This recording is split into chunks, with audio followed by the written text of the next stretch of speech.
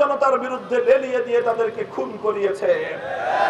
এজন্য এই হত্যাকাণ্ডগুলোর সঙ্গে জড়িত আওয়ামী লীগের প্রত্যেকটি নেতা খুনিদের বিচার নিশ্চিত করতে হবে। আওয়ামী লীগকে তাই জুলাই আগস্ট সহ 2013 সালের শাপলা চত্বরের গণহত্যা, অন্যান্য গণহত্যার দায়ে আওয়ামী লীগকে সন্ত্রাসী সংগঠন হিসেবে ঘোষণা করতে হবে।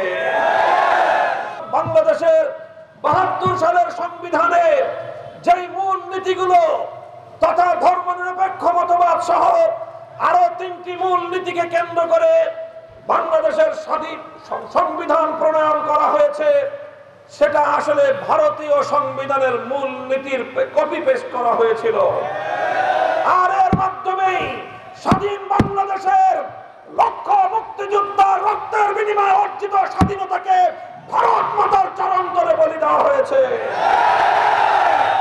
এদেশের নারী সমাজের প্রতিনিধিত্ব না নিয়ে তাসলিমা নাসরিন মার্কা কিছু কুলাঙ্গারকে দিয়ে পশ্চিমা জীবনধারায় বিশ্বাসী কিছু এনজিও কর্মীদেরকে দিয়ে ডক্টর ইউনূস সাহেব নারী কমিশন গঠন করিয়ে আল্লাহর কোরআনের বিরুদ্ধে আপনি কটাক্ষ করিয়েছেন।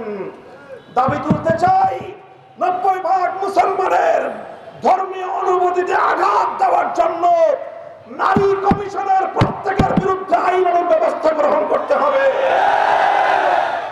বান্ডেল থাকলে প্রতি সেনমানিতে টাকা বাঁচবে। বিকাশ সেনমানি বান্ডেল কিনে জিতুন প্রতি লেনদেনে।